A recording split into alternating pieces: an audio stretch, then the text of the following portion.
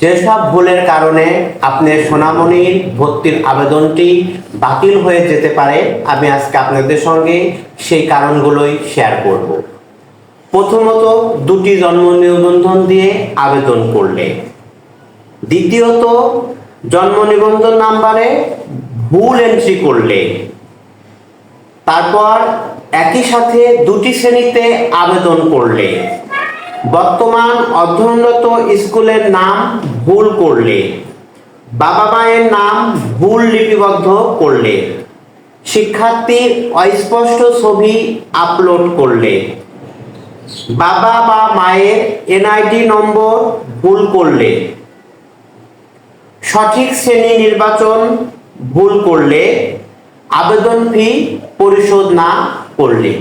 এ সমস্ত ভুলগুলো যদি আপনারা করে থাকেন তাহলে অবশ্যই আপনার সোনামণির ভর্তির আবেদনটি বাতিল বলে গণ্য হবে। আবেদনের সময় আপনাকে খেয়াল রাখতে হবে এই ভুলগুলো যাতে কোনোভাবেই না করা যায়।